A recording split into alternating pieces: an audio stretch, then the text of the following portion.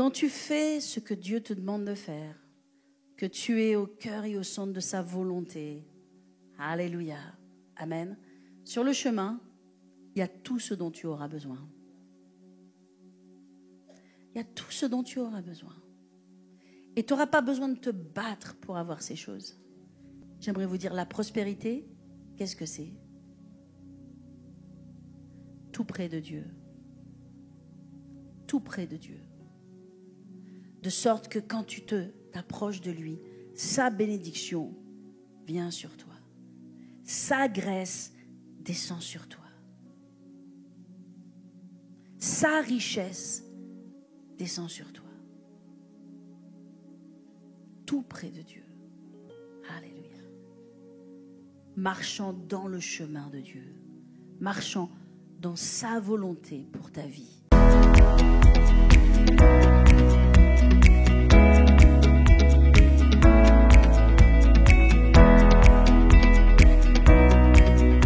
Bonjour à tous et bienvenue sur cette chaîne, la chaîne des ambassadeurs de Christ.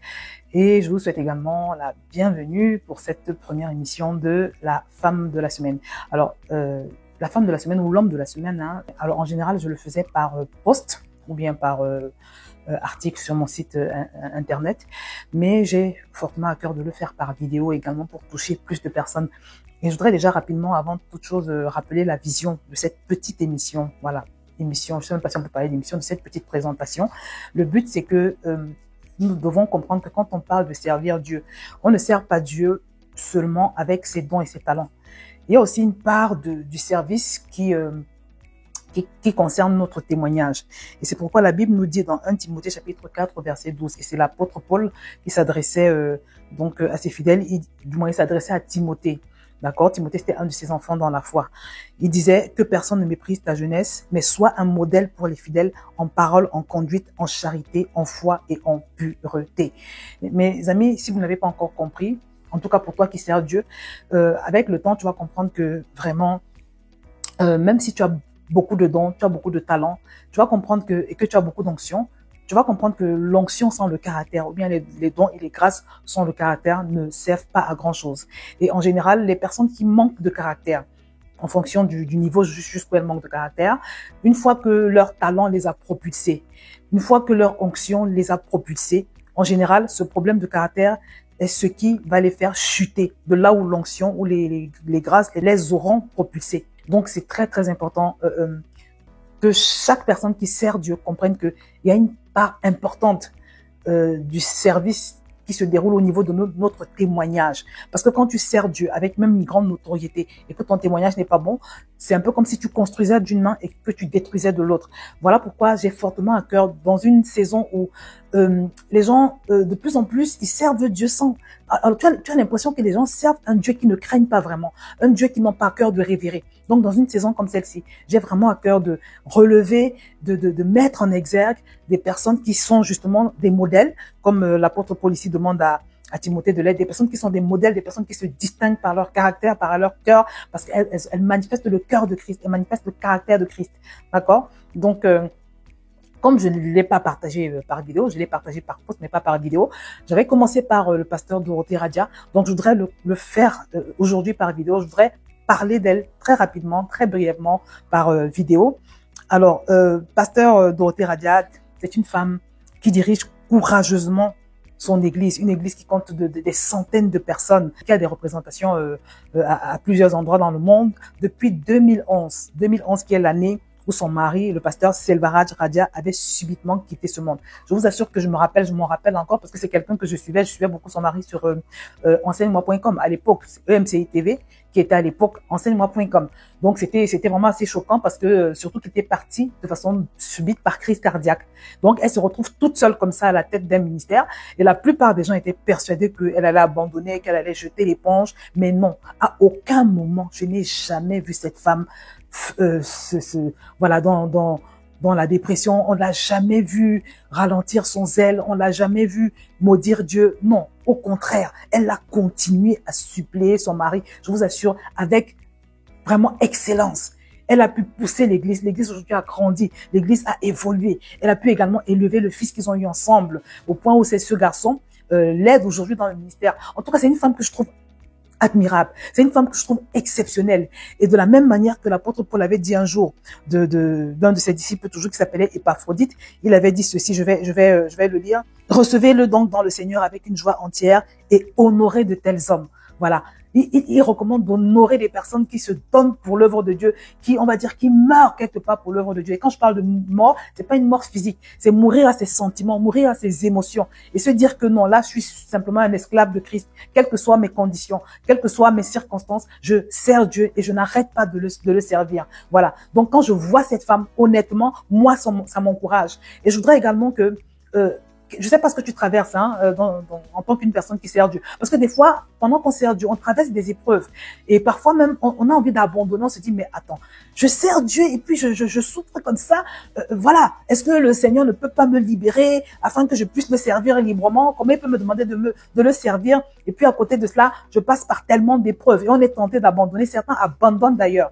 D'accord? Parce qu'ils se disent que non, on me demande un peu beaucoup, on me demande de servir, Dieu me demande de le servir, et puis il me laisse dans des difficultés comme ça. Donc, à chaque fois que tu te sens, je sais pas, peut-être fatigué, affaibli, découragé, tu as envie de jeter l'éponge, pense à cette femme. Elle a perdu son mari de façon subite.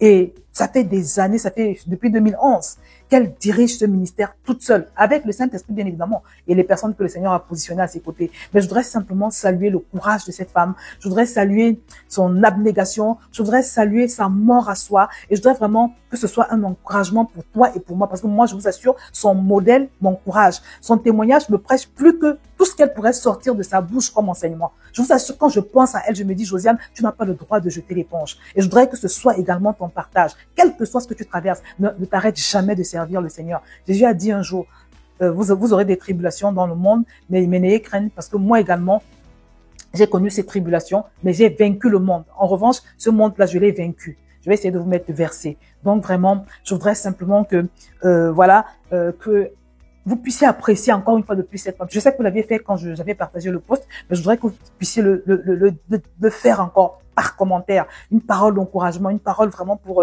célébrer cette femme que je considère comme une femme de gloire. Et je vais terminer par ce verset. Ce verset qui, dans 2 Corinthiens chapitre 12 au verset 9, nous dit: et il m'a dit, ma grâce te suffit, car ma puissance s'accomplit dans la faiblesse. Je me glorifierai donc plus volontiers de mes faiblesses, afin que la puissance de Christ repose sur moi. Là, c'est l'apôtre Paul qui parle, parce que la Bible nous fait connaître qu'il souffrait d'une écharpe dans sa chair. Alors, on ne sait pas clairement ce que c'est. Certaines personnes disent que c'était une maladie, d'autres disent que c'était une épreuve. Bref, mais il avait un challenge visiblement. Il avait un souci qui le faisait souffrir. Et il avait demandé à Dieu de le guérir, mais de lui enlever cette épine du pied. Mais le Seigneur lui avait répondu que non, ma grâce te suffit. Un peu comme pour lui dire, je suis au contrôle. Cette situation-là, c'est vrai, c'est pas facile pour toi, mais je suis au contrôle. Voilà. Donc, ça me fait penser également à ce verset. La situation de cette dame me fait également penser à ce verset. Et une fois encore, je prie simplement que nous puissions être enseignés par ce beau modèle que représente Dorothée Radia. Et je prie également que le Seigneur te gratifie, toi et moi, d'un tel courage, d'une telle résilience, quels que soient tes combats et quelles que soient tes épreuves. Donc voilà, c'est ce que je voulais partager avec vous. On va essayer de rattraper toutes les personnes qu'on a déjà célébrées au travers des posts, des articles. Et après, on va passer à d'autres personnes. Voilà, je pense que c'est très important. Parce que comme je vous l'ai dit, je vous assure que dans le corps de Christ aujourd'hui, je pense que les gens ne savent même plus c'est quoi le témoignage en fait. Les gens sont focalisés sur l'onction. Les gens se battent de toute leur force pour avoir l'onction. Les gens se battent de toute leur force pour avoir encore plus, pour aiguiser leurs dons, leurs talents. Ce n'est pas mauvais. Mais je vois presque personne se battre pour aiguiser son caractère, pour travailler son cœur, avoir le cœur de Dieu. Voilà pourquoi les personnes qui prennent, les rares personnes de nos jours, dans ce siècle où nous sommes, qui prennent encore le temps d'aiguiser leur cœur, qui prennent encore le temps de travailler pour avoir le cœur de Dieu, qui ont encore la crainte de Dieu, qui développent des vertus telles qu'un courage, voilà, une mentalité instoppable et inarrêtable dans les épreuves, comme cette dame dont il est question aujourd'hui. Je voudrais vraiment prendre le temps de m'arrêter sur ces personnes, de zoomer sur cette personne, de les célébrer vraiment, afin que nous puissions nous réveiller et prendre exemple et nous dire que c'est important également de travailler l'intérieur quand on sert Dieu. Parce que servir Dieu, c'est aussi être un panneau publicitaire. Pendant que tu fais ce que tu fais, pendant que tu excelles dans tes dons, tes talents, dans ton onction, les gens t'observent également, ils observent ta vie. Il faut pas qu'il y ait un trop grand décalage entre ton onction, d'accord, ta notoriété, toutes ces belles choses que le Seigneur fait par toi et ta personne.